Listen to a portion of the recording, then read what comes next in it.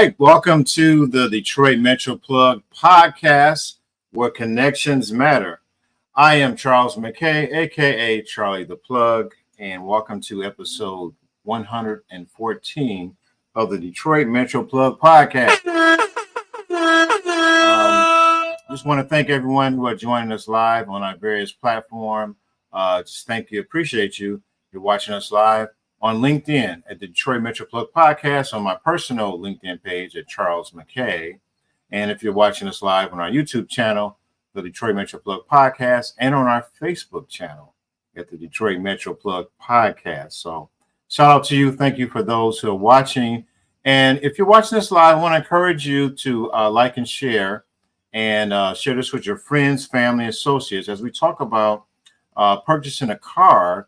And, you know, many of us, I don't know if it's many of us, but some people may have some challenges in purchasing a car due to some unfortunate things that could have happened. We're not here to judge you, but you may end up with some bruised or bad credit, and you need transportation to get to school, to run errands, maybe take your kids around to activities, to school, and you want to know about how can you overcome those obstacles and get in a vehicle. Here in Detroit, we know a vehicle is vital to get around.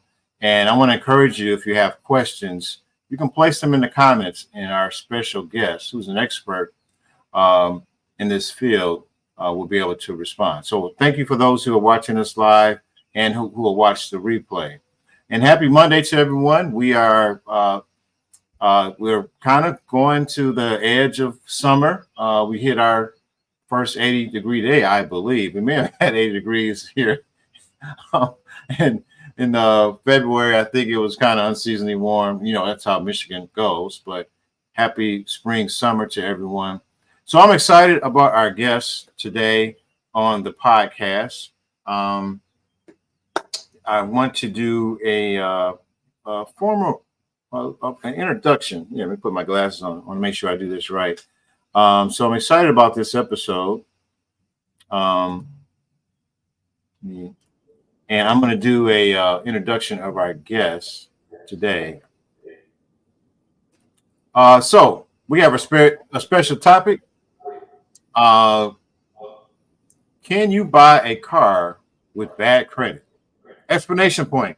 Question mark.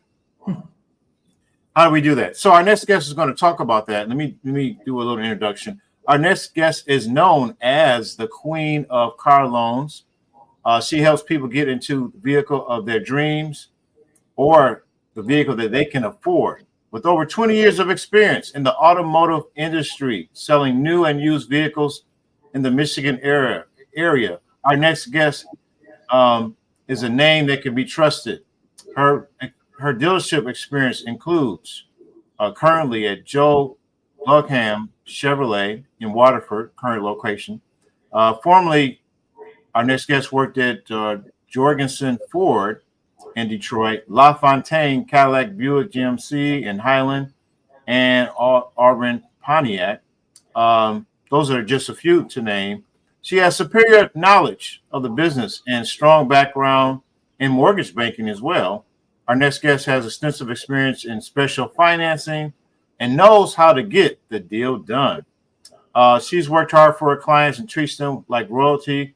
She has a passion for helping people and help them get straight to the point, and really pays a lot of detail with helping her customers.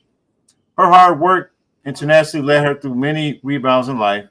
On the basketball court, as she played center, number one rebounder for 2 years straight at Oakland Community College, while earning an associate's degree in liberal arts.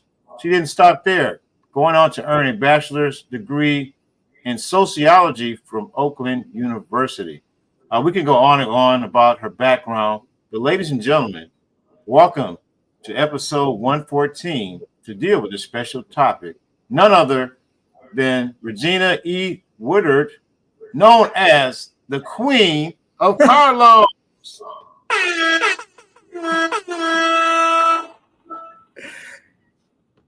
Boy, that's the best introduction I didn't had in years. Okay. All right. Okay.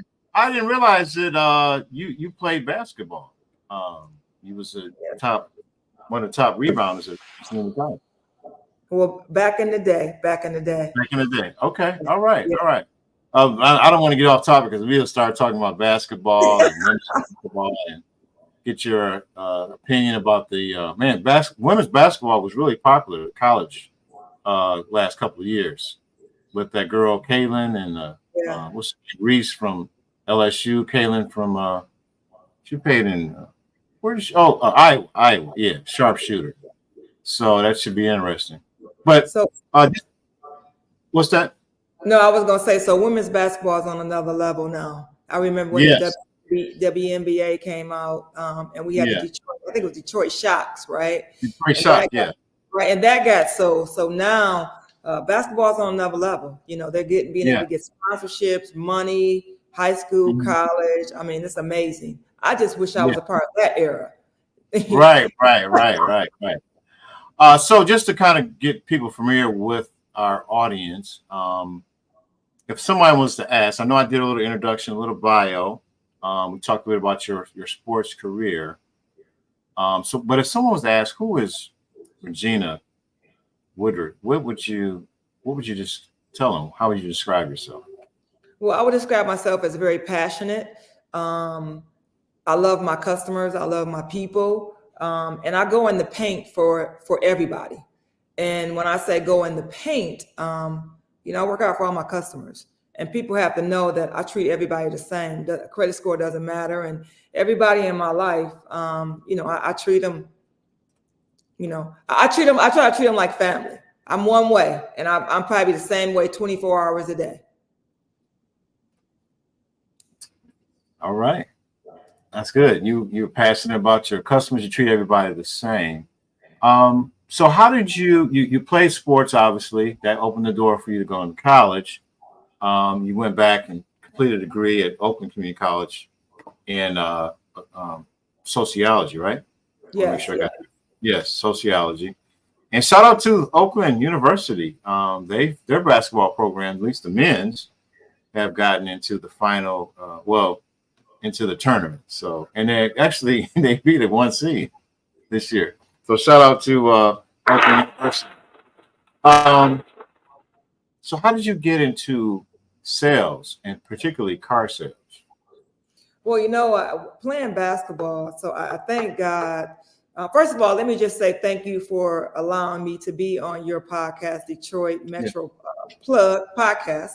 I appreciate you taking my invitation because I reached out to you to be on your platform because I've been watching you for the last year and watching the guests that you have and the interviews that you have done. So I take my hat off to you if I was wearing a hat, but I'm not. But I just want to tell you I appreciate the things that you're doing in the community and you highlight individuals and highlighting their business. But thank you. But yeah, of course you're welcome. So I actually, playing basketball, was being very competitive. And, I got my degree, my associates in sociology and my bachelor's in psychology. And, when you play basketball, it's competitive, but also in the car business, it's competitive too. Had no clue that I would be in the car business because I was going to be a social worker. Okay, I was a caseworker at one time for Spectrum Human Services, but being a caseworker, and then I really call myself a social worker, is because I wanted to listen to everybody else's problems or issues that they had going on, and I wanted to help them with a solution. And the solution is connecting the dots of letting them get some things that's going on in their life, helping them fix it. We all have a story to what we do. So that was my goal in life was to be a caseworker. But when my best friend, actually her uncle, God bless his soul, he was in the car business. But I'm telling you, if I would have known that I could do what I'm doing now and not went to college, I wouldn't have.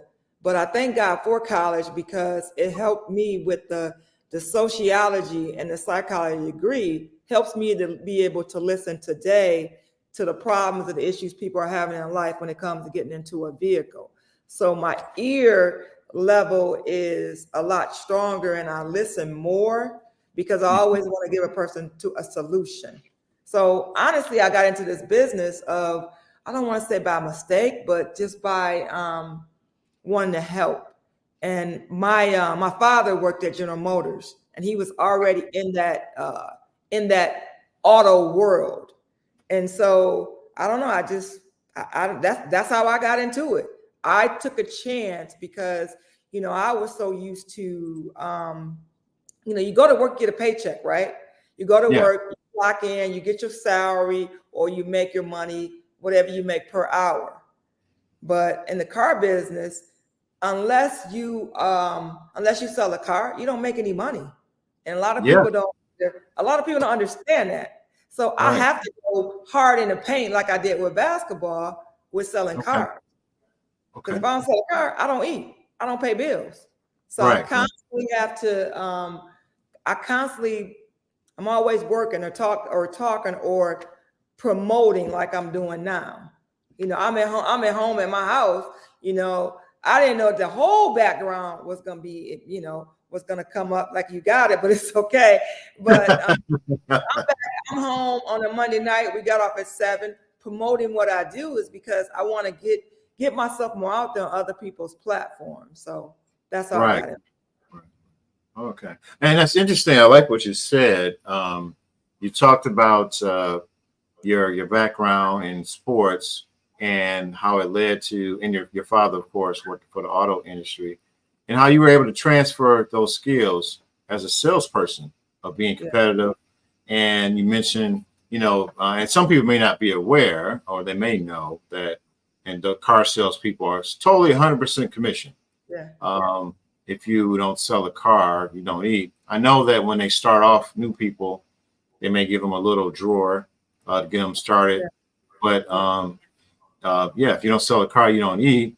And then some people may feel, concerned about that because, they may have had some bad experiences with people being kind of aggressive because they do have to. There is kind of like, hey, I got to sell so many cars.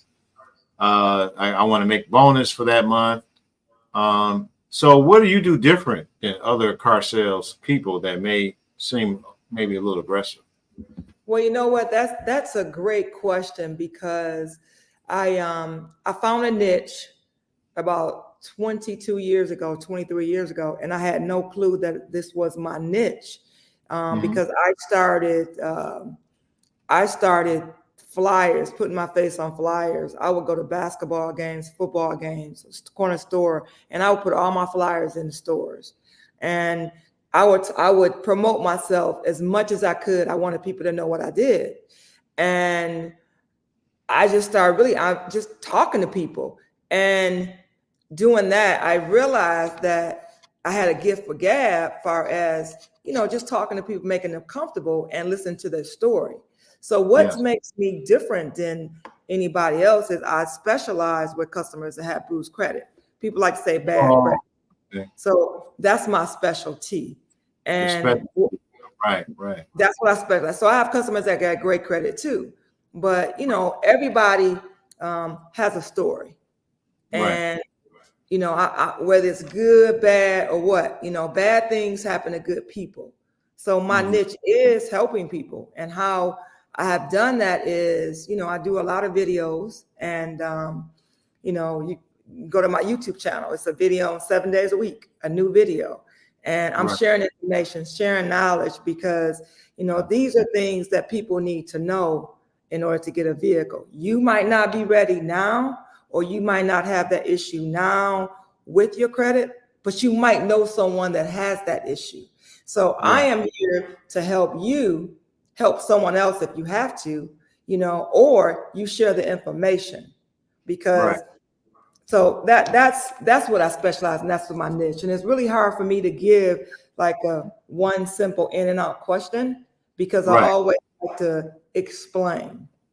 Okay, that's awesome. So what makes you different? You found a niche. You capitalize on your gift of communication and talking to people, and you found a way to really serve your community, help people who may have challenges. Now, I got to ask you, I know in the intro, we talked about 20 years of experience, but I want to ask you, you know, how did you come up with your name, your special name? You know, we have the Aretha Franklin, which she is known as the Queen of Soul.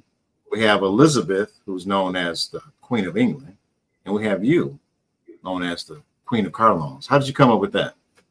Well, it's the other people out there in the industry that actually sell cars, right? And watch that person over the years, and watching her, she came up with a model, a business model. Yes. When you have a business model, if you have a way of doing things, people understand if they can identify what you do. I have a background in finance and specify. We call it subprime. I actually used to sit behind the desk, get the customer approved, get them approved, do the paperwork, sign them up, and then also help the dealership get their money for the car deal. Because just because you leave the dealership with the car, the owner of the dealership still has to get his money. So a good friend of mine, who actually I call her my other mother, her name is Mona Lisa. They call her the Queen, and they call her the Queen. And so my name means Queen. If you look Regina up, it means Queen. Oh, Regina. Okay. Regina, Queen. And Right. came up with the car because Queen, and then I get you in a car, and then I get you the loan. So it's Regina, the Queen of Car Loans. Added my name, Regina, then Queen, and then car, and then loans.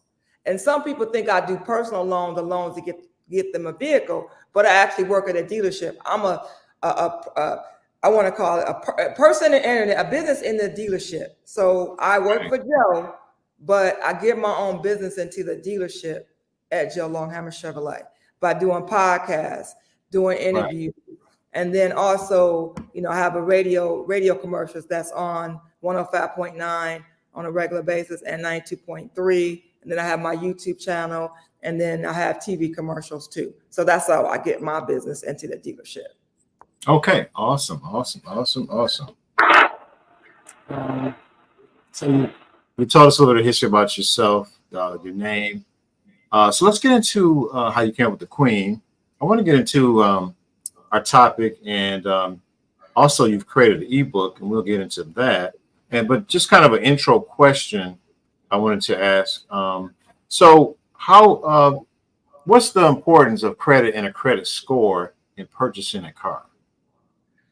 So right now is, I want to say maybe about 6 months ago, you could have a 430, a 450, and be able to get a car.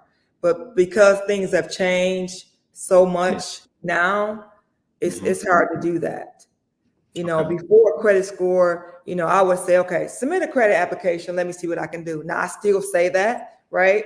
But the importance of credit score is having the ability to buy a car if you get into an accident. If you get into an accident, you didn't foresee this accident coming up, but maybe your credit was good when you got your vehicle, but now your credit has changed. So you want to be ready for that. And then also your insurance rates. Your credit score goes around your insurance rates. Your credit score also goes around getting a cell phone. If they can turn you down for a cell phone, if they don't like what your credit score is, they don't like your credit. So it's just so many reasons why you want to have a great credit score or a decent credit score. And then also a house. You need a credit score to buy a house. The major purchase that people make, usually they buy a car first before they buy a house. And I want people to know that, hey, you know what? You have to be able to have your credit a certain way to get the things that you want. And if you don't have that credit score, because I do credit repair too, what do we need to do to get you into this car right here? Maybe it may not be the car of your dreams, but what do we need to do to get you in this car and then get you into another car?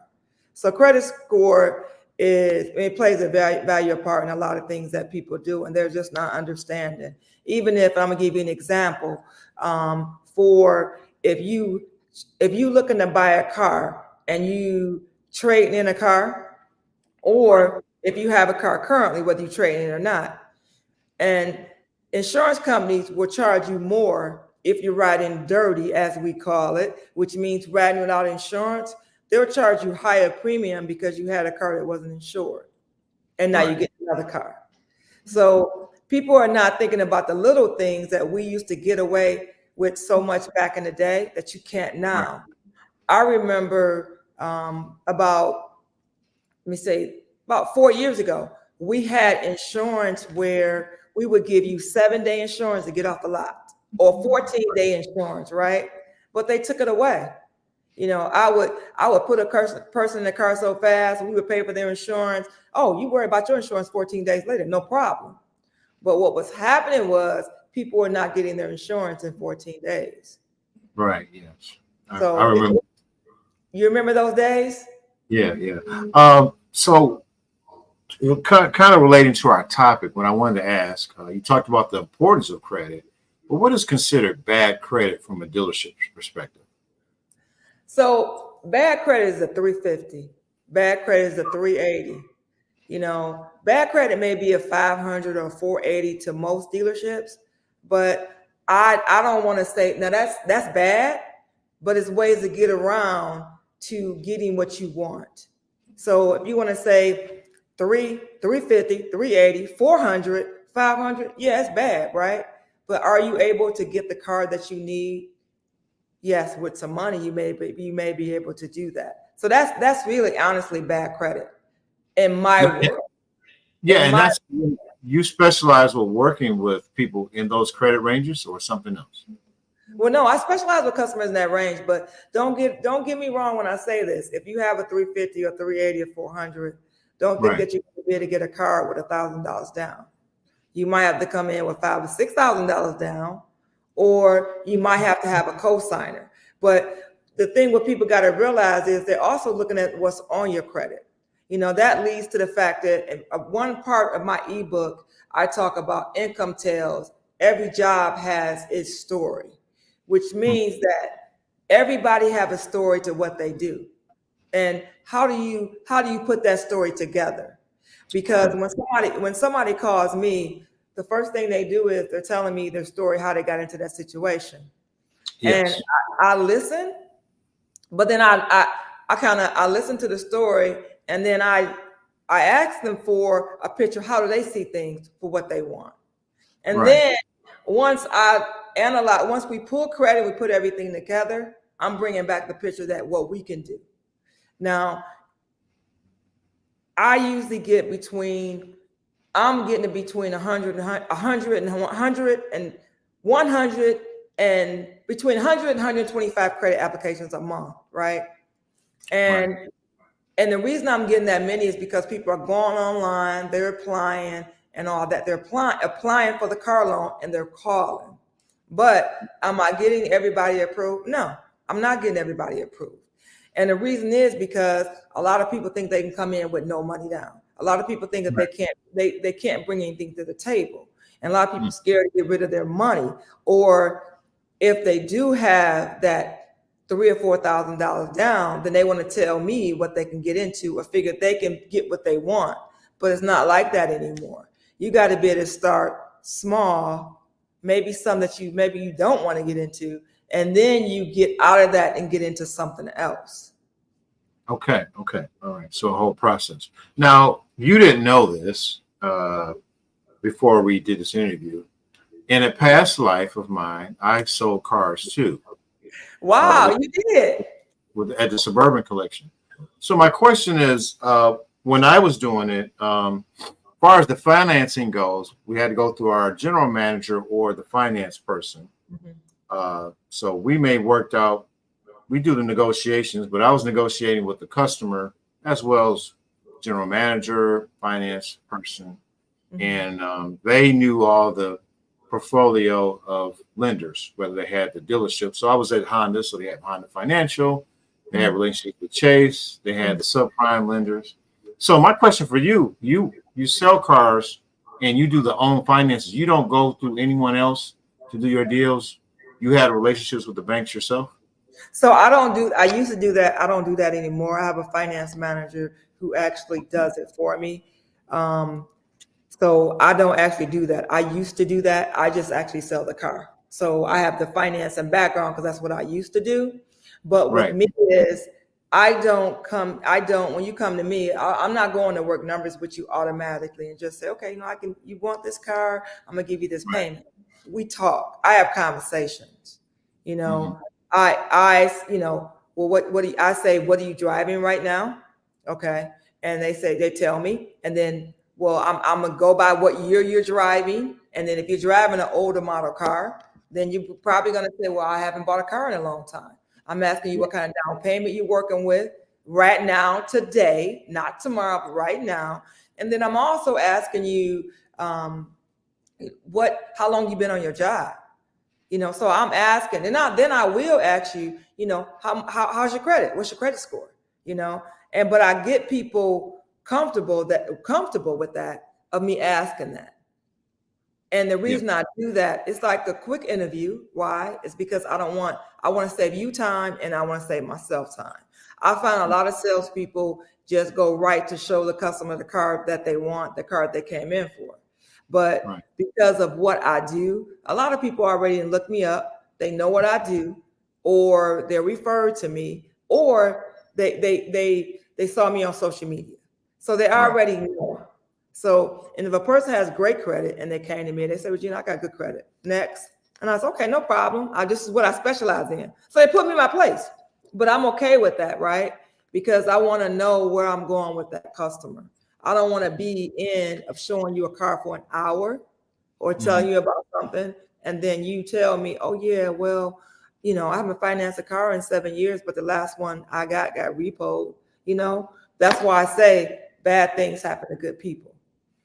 Okay. So Wow. that's how I work it. My managers really don't get so much involved in my car deals until I get an application and Right. I get their steps. And then I take it to my finance manager, and we come up with a plan. We come up with what they want. We figure out what they want, right? A, B, I always say, give me 3 choices. How much money you got down? If I needed more, could you get it? Do you have a co-signer if I need it? So those are the things that I ask ahead of time before I run all over the place. Or you have your financing in place, and then someone say, well, no, Regina, that's why I'm calling you. So. So we're going to get into your ebook. But before that, I know we talked in prep before this interview a little bit about just kind of my philosophy, how it changed. I was in a bad car loan due to some things lifing, and my credit was bruised and stuck in this bad car loan. So I decided to restructure my life, my financial life, do things differently. The car went out. I say it gave up the ghost after 135,000 miles. It was transmission issues. I got it fixed. Then more problems with the electrical and things happened. So the car gave up the ghost. Was in a bad car loan. Did some restructuring in my finances, and I began to think about just doing things differently. And I was influenced by some videos, and I knew about this guy for quite some time about finances. And Dave Ramsey, he has different philosophies on purchasing, whether to buy, lease, or buy a car in cash. And he really promotes debt free. And so I've kind of adopted that. Didn't want to get into any type of car loans or a bad car loan, I would say. So I would like to get your reaction to some of his philosophy, but I'm going to show a clip and then get you to respond to kind of make this an interesting conversation. And then we'll transition to your ebook. All right, so let me share my screen here and let me show this clip.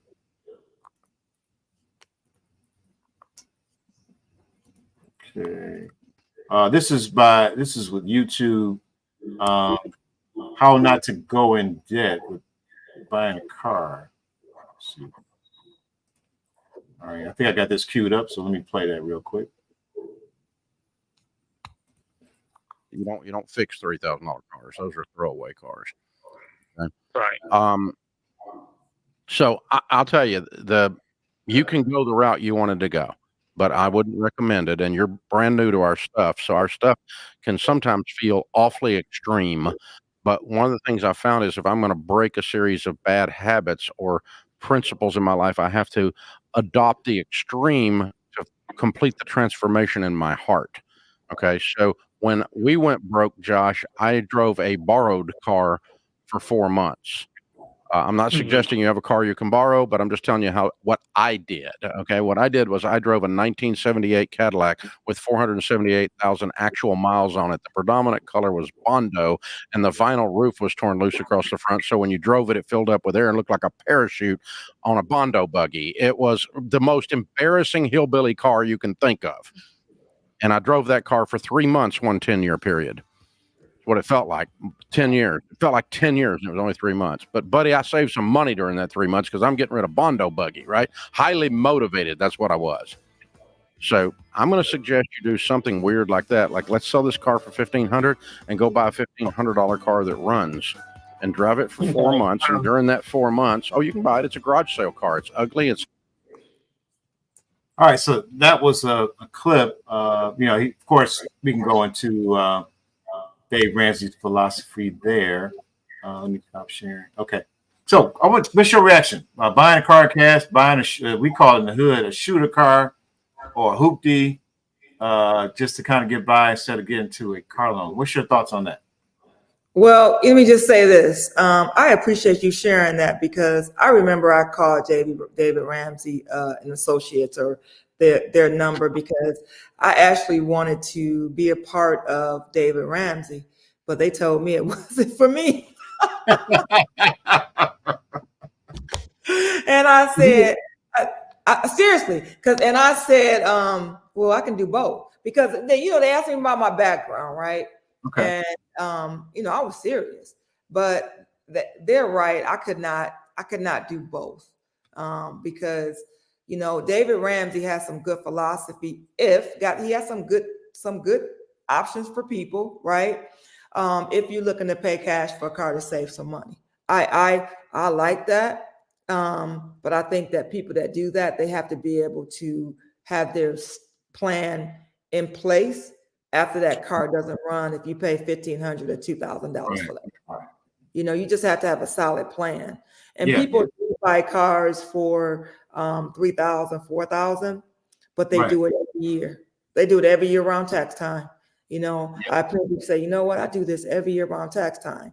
But what they're not doing though is they're not getting their credit together because you can pay cash for a car, but if the cash runs out and you need to go finance a car, then you don't have your credit together. Right. So I'm good with people paying cash for cars, but you also got to have your credit in case you don't have case the car goes out and you need to get a car with a car note. Right. So, to me, how I look at it too, is that there's enough business out there for people that want to pay cash for their cars and also need to finance. Okay. Okay. I'm trying to, I don't want to get into that bad car loan situation myself, but double-digit interest. Yeah. So I'm probably more extreme because I'm trying to find creative ways to build wealth and invest in my business. So I've learned at age 51 how to take public transit temporarily until I work out my car transportation situation. But it's been convenient. I'm able to get to work. In the hood, we call it the Iron Pimp. We know in Detroit there's somewhat of a stigma. The Iron Pimp. What? The Iron Pimp. That's what we called it when I was young. So when I was going to high school, college, riding the Dexter bus. But you know what? I commend you because you're being very smart. Because you're building wealth and you're thinking about your future. And that's important. That's important. I know I have relatives in New York, and they catch the subway. Well, New York, Chicago. It's not uncommon to have people use subway, bus, transit. It's And a now, stigma here in Detroit. I think it's a yeah, but stigma. now Like, they got more ways that yeah, you yeah. I found ways to. I had park and can. ride. I Yes, get to, where I work at is in West Grand Boulevard, Cass, the state building, and I only have to report twice a week, so it's okay. hybrid. And I'm able to get to work and come home without no problem. And but we have a kind of a stigma. They're like, "Yo, you okay over there?" You don't have. And I found workarounds around everything. Like I actually could do this, and I said, "Wow, I have money to pay down some debts, to Yeah, save, reinvest in my business." It's yeah, not to say I'm not going to get a vehicle again, but it's just like let me instead of jumping into something else to have a whip to be out yeah, there. yeah. I said, let me slow down and figure out something else out. But that may not be everyone's situation. Yeah. Depending on where you live, you got children. My kids are grown, pretty much. I'm an empty nester, so obviously, if I had young children and different things, everybody's situation. But because I'm pretty much an empty nester, I can come and go. I don't necessarily have to have a whip at this time. We're not saying that I won't.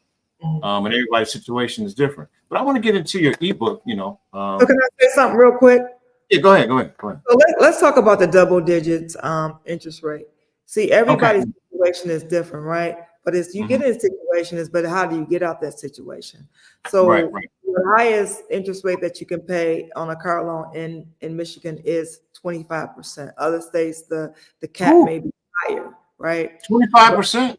25%. But if you are Wow. in the double digits, if you're in, let's just say over 10%, let's say 15%, 10 in the double digits, you can always, if your credit is one way when you get your car, you got to look at hopefully getting payments on time, maybe for 6 to 12 months, right? And then Right. maybe you can able to go to a credit union, be able to refinance. Like everybody's not able to do that because it's going to depend on what your car is worth, your loan to value, Right. how many I miles is on the car, I right? did that. I was able to do that Yeah. with the last car over time. Okay. My credit got better. I did refinance to a single digit Okay. loan. Congratulations. But there's a short window. It depends on your mileage, the value of the car, Yes. and relationship with the credit union. So that is a possibility. That did save me some money, but it extended the loan. It did save me the monthly payment, but the car just didn't last as the loan was longer than the car lasting. So, Right, but and I don't want to trash American cars, but it is what it is. I had a night. I'm like, don't trash it. man, my Honda was running like I had to use Honda. It just never. I got into an accident. I think I still had that thing. But anyways, that was a But situation. Yeah, go ahead. let me say this. So the thing about it, everybody's situation is different, Yeah. and you have to be able to maneuver and change your mindset because even if you cannot refinance that car, maybe you owe more on the car than what it's worth. Yeah. You need to be able to, if you make your payment, pay extra toward the principal balance of your loan because you have to tell the finance company where the money to go. A lot of people figure, let me get this car, I'm gonna pay it off in 3 years. Okay, that's good, right? But can you pay it off faster? Can you trade it in? Can you get a credit card? Maybe you got the high interest rate right now, but can you get a credit card in 6 months? Or if you can't get a credit card, get you a secure card. And then hopefully they'll turn it into a credit card. So I always tell people it's always more than one way to skin a cat. You just got to be smarter. You get someone else's money, but you need to know how to use their money and do something else. That's all. Just be smarter. But that's why I do my videos. You got to be smarter. Right. Now I want to give you a chance, as we come to almost finishing today, to talk about your ebook that you put out here. I'm going to add this slide.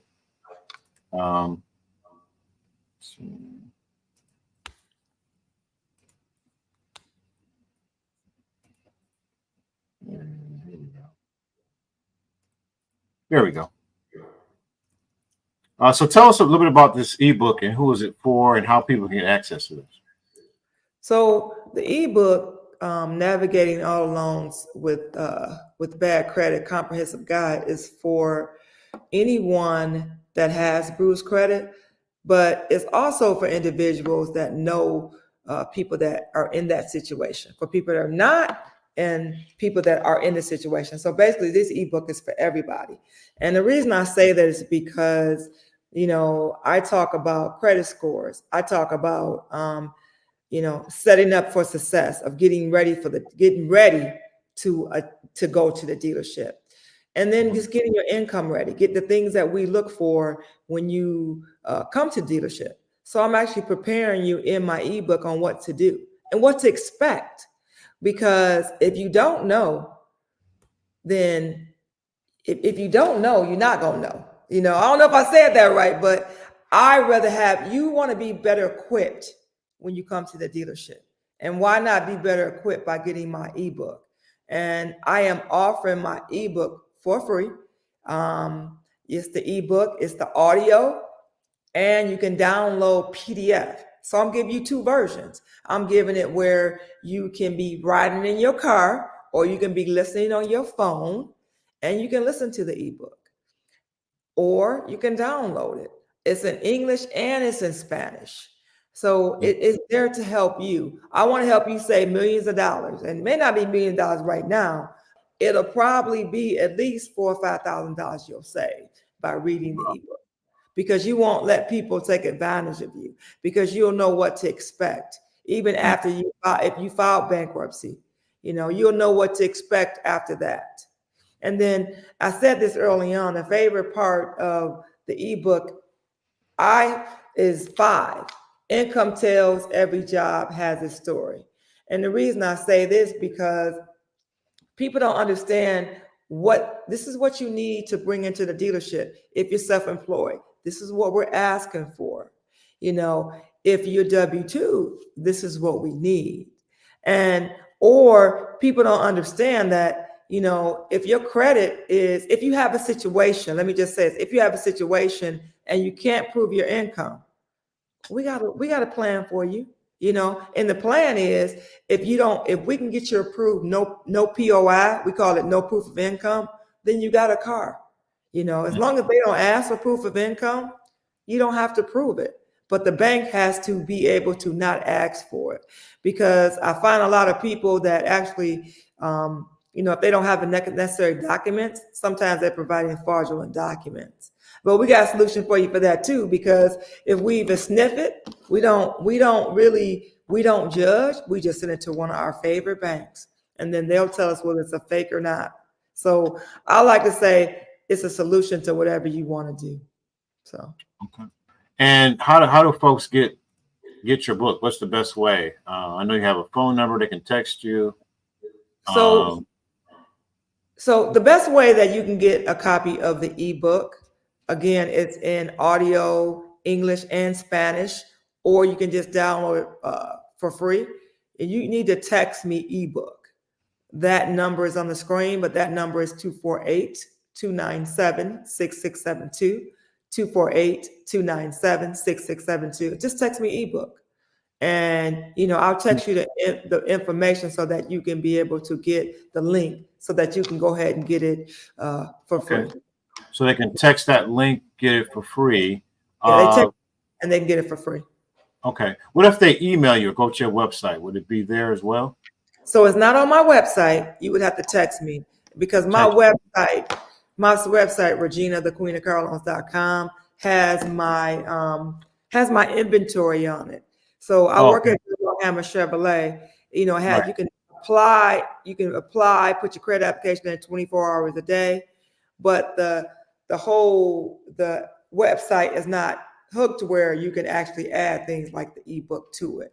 So that's where you have to reach out to me. And on my website, I sell Chevys. I sell new Chevys, Buick, GMC, and we also have a Ford store. So can they email you if they request the ebook? Yeah, they can, of course, email me. They can email you? Yes, they can email me too and say, hey, ebook. Ebook, the Gmail, but you're encouraging people to text you at that number. I'm encouraging people to text me at that number. Now, is there a limit? Is there a limited time where they can get the ebook, or is this special for the Detroit Metro Plug audience, or something else? No, you know what? I just, I thought of it like last Thursday. I was talking to my marketing coach and I said, my marketing director, I was like, we need to be able to give customers something for free so that they can be able to be equipped when they go to the dealership.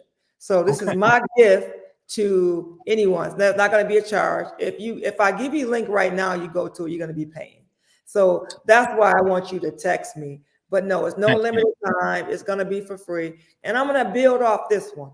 So this is the one for free. The next ebook I do or the course I do, there will be a fee. Okay, and we have there the table of contents of the topics in your ebook. As we wrap things up, kind of specific questions about your ebook. How can you tell what kind of information should a person be prepared to have before they even go to a dealership? Well, I would encourage every individual, if you have bruised credit or bad credit, is that you apply before you go, because you'll save time. You get with that trusted dealer, that person that you trust. What I find is a lot of people, they get on the internet, they find somebody, they hit 4 or 5 places and they let everybody pull their credit. No, you get with that one person that you trust, because remember, the dealership, their job is to get you pre-approved. They don't care how many times they send you to the bank. They don't care. I mean, they don't. But I guide my finance manager. We have conversation. I'm saying, we're not going to shotgun today, or we're going to call back and ask more questions. Shotgun means to send you to 15 different banks or 12 different banks. Right. Being equipped going to the dealership is you need to have your proof of income.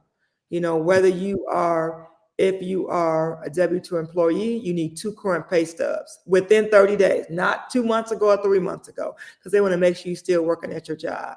And then you need to have a POR, we call it proof of residence, light bill, gas bill, bank statement, water bill, credit card statement, matching your address. And then you want your down payment money. You want to have your down payment money.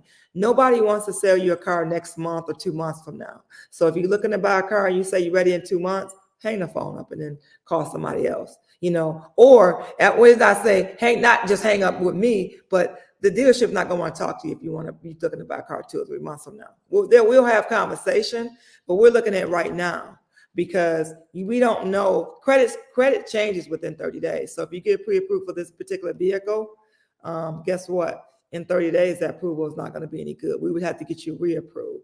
But what I tell people is that if you approve now, doesn't mean you're going to be approved in 30 days, because your credit score may change. Then I also tell my customers, your approval is up in 20 days or 22 days. Is because by the time you come in and we ship everything to the bank, we want to get there. We want to get there before your approval expires. Okay. All right. So the folks have it, where what they need to do to prepare before they go to the dealership. Just a few other questions. So we talked about your ebook, and just shout out to you for giving that as a gift to help people, no matter where they go, whether it's you or anyone else. We definitely want to encourage people to go to talk to you. But shout out to you for giving that ebook away and helping people in this whole process. This platform is about celebrating people and giving them their flowers. And so I celebrate you for providing that, and want to encourage people to text her at that number. Let me put that up on the screen again. This is how you can get that ebook number there, 248-297-6672. And this text simply ebook, and you get that free ebook, and that'll help prepare you in purchasing your new car. And you can also you can reach Regina, the Queen of Car Loans. She has a YouTube channel, Regina, the Queen of Car Loans. Over 1,000 plus subscribers on that channel, and she has videos on car purchasing, the whole journey. Facebook there, the Regina, the Queen of Car Loans, at Joe Lahammer Chevrolet. Her website, email there. So you have that. A few other questions I want to ask, and I'm asking this for a friend. So, okay? have you done deals where a business purchased a car in the business name? So I have not done a lot, but I do Okay. get this. I do get these questions. I Yeah. do get the questions because people want to actually get a car in their business name, and Yes. then they don't Someone like realize. me. Yeah, I Yeah, want to do that. yeah, I but just want to get a van for a mobile studio or something like that. okay. I want it in the business name, not my name. Say, What would say I it again. need to do? What would I need to do? I'm a business, Empower You Ventures LLC, and I So want to get a vehicle in the business name. What would you recommend? so with our lenders, if you don't have credit in your business name, they're going to ask the person to back it. To get They're the guarantor. Okay. to guarantee it. Yeah, guarantor Okay. it. Yeah, they're going to Mhm. ask that. They're looking for the banks that we deal with to actually do the business loans is LI and GM Financial. Those are our Okay. go-to persons. And they require a guarantor, or what if the business does have some credit? If you don't have, if you don't have any credit in your business name, the person's going to have to back it.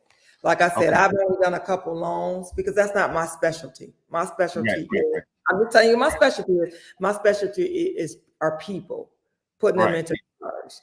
And Right. I do have customers coming to me all the time and say, Regina, I want to get into this vehicle. And I say, do you have any business credit? And Mhm. they say no, but then they have Bruce credit. So we that's not something that we specialize within customers that want a business loan and they don't have great credit. So Okay. So you got great credit, 600 above, 700, or something else. so we don't, when it comes to the business credit, we don't pull. The bank does, and they tell us. Okay. We don't even pull because we don't even have the authority to pull business credit. That's not something we do. No, I'm saying for the guarantor, the individual, where do they need to be at credit wise? So honestly, I would say 600 or 620 and above. 620 and above. But then you can have that 600, that 620, but then you can also have a thin file because now today's world, people have higher scores, but they have a thin file. A thin file. I'm sorry. What was that? What kind of file? Thin file means that they have a high credit score, but they don't have any credit. Maybe they had credit a couple years or maybe 4 years, and then maybe their line of credit was 1,000 or 500, or maybe they have 2 credit cards, but their credit file was thin. Means that Right. they don't have anything to hang their hat on for the bank to say, okay, I'm going to give you that $15,000 car, that $20,000 car, or that $40,000 car. So a lot of people with higher scores have thin files. Some of them that actually want to do Thin files. Yeah. As we wrap things up, so you told me about the business credit because I asked about that. Somebody who's rebounding from bankruptcy. Have you've done help people with that? Oh yeah, that's my specialty right there. Oh yeah. Now you're talking. So All right. Chapter 7, chapter 13. What advice you giving? So if you are in a chapter 7, some people call before their bankruptcy is discharged. You wait until your bankruptcy is discharged before you look for a car. Don't go after you meet. We have I think it's called your 341 meeting, your meeting with your collectors and all that. You wait until you get your discharge papers in order to get a vehicle because you have more options. And if you can't wait till then, you should, because you want to have more options after purchasing a car. After your bankruptcy is discharged. Let me say this, one mistake that I find where people make, and this is why you have to be really careful and do your homework when it comes to talking to a bankruptcy attorney. Some people get where they put them in a chapter 13, and then all of a sudden they switch them to a 7.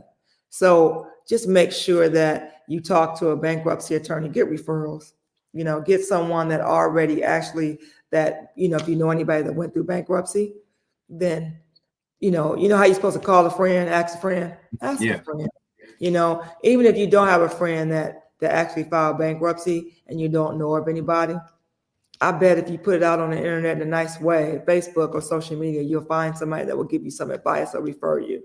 And then you interview them. That's like you interviewing for a job. Because remember, you're putting your finances into someone else's hand. And you want to put your finances in someone else's hands that's going to take care of you. That's not going to just, see you as just collecting your money, but that has a heart.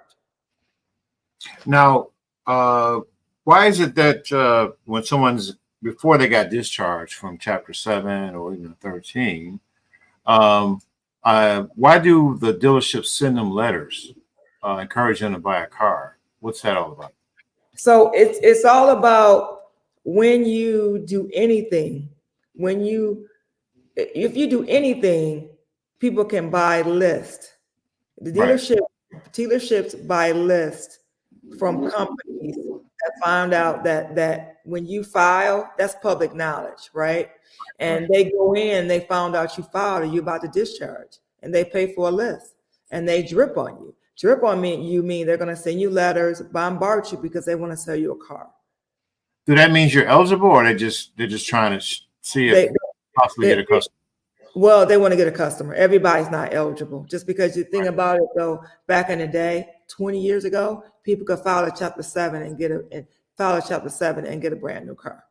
They could, no problem. It's not that easy now. But what I find is people don't understand when you file Chapter 13, they have to have permission from the courts, the trustee, in order to buy a car. You just can't come in and say, I'm ready to buy a car. Well, no, your finance is being governed by the courts. So you have to have permission to do anything. And my advice, when you're in a situation like that, then, you might not always be able to put the car in your name. You might have to put it in somebody else's name because you might save better interest. So if you're fully discharged, how long, how many months should you wait to get a single digit type of interest rate? Well, you know what? I'm not going to say everybody's going to be at a single digit interest rate after you file, but I can say after you're discharged. So if you have to get a car after you discharge, as most people do, then I would say if you're going to be in the double digits, then you better get yourself over to a credit union, buy the car, and then be able to go hopefully refinance 6 to 8 months later. Because that credit union probably is not going to buy you. Most of them are not, because you're in after that bankruptcy, but they might pick you up maybe 6 to 8 months later by refinancing. I don't know if that answered your question, but so are you saying you go through the dealership first and then refi later with a credit union? Yep. Because you probably have access to more what we call subprime lenders. We do. That's exactly. Yes. Okay. So we have Santander, we have Credit Acceptance, we have Exeter. I mean, GM Financial is sometimes does subprime loans. It just depends on what kind of mood they're in, but they do subprime loans for customers. So I mean, we have plenty of other banks that we got Capital One. The thing about Capital One is, once they find out you're looking for a car, you're going to receive information from them. And then the thing about Capital One is that you can go online with them and you could apply for online. Then they'll tell you how much they approve you for. But then the thing about that is that you have to bring that into the dealership, and we still have to go through the same process. But at least they give you a little bit of idea on what you can do. Okay, all right. But I did not know you had that background. I did not know you had that background itself. You kept that one from me. But that's good. It's okay. Yeah, I used to sell cars, insurance, so I use my sales and my podcasting and talking to people. So well, you do. That's why you did what you do. So as we wrap things up, we talked about your ebook. Any announcements or anything you want to share with our audience as we close this out? So no, I just want you guys to text me for the ebook. I do, because if you're looking to buy a car, yes, I want to earn your business. You can go to my website, Regina, thequeenofcarloans.com, 24 hours a day. You could be eating dinner, you could be in bed. You want to put an app in, you put an app in, 24 hours a day. But I want you to get the ebook that's free, because I want to equip you when you're ready. You might not be ready now, but you will be ready eventually. Or you can give it to a gift to a friend. You might not need me, but somebody else might. And then if you choose not to get a car from me, it's okay. But I want to help you so that you could save thousands of dollars by not, let the banks make all that money. And people gonna say maybe it's a dealership. No, it's the banks, because they're the one charging you the interest rate because of your credit. So that's all I have. Yes. All right, ladies and gentlemen, Regina E. Woodruff, the queen of car loans. We have all the information there. And for the replay, we'll have some information in our description on the YouTube replay. I want to encourage everybody to get that ebook. She's making that available to help you in your next purchase. If you know someone who's having some challenges, maybe bad or bruised credit, and needs some understanding of how to prepare to make that purchase and have a strategy, definitely get that ebook. Reach out to Regina if you're looking, you're in the market for a car, and see what she can do for you. So I want to thank you for your time and being on this episode. No, thank you. Thanks for having me, and I appreciate you allowing me to be on your platform. So I appreciate you. Yes, and we got to have you back on again as one of our car experts to talk about this. I'm pretty sure people will make comments, and people who have questions or comments, please leave that in there. Comment if you have a question and see if we can address it at a later time. Sounds good. Thank you. Yes. Well, that wraps up this episode 114. If you're finding value in what I'm doing, I want to encourage you to don't forget to subscribe and hit that notification bell. I put out a video at least once a week showcasing Detroit entrepreneurs, community leaders of nonprofits, people who are doing positive things in the city of Detroit and beyond.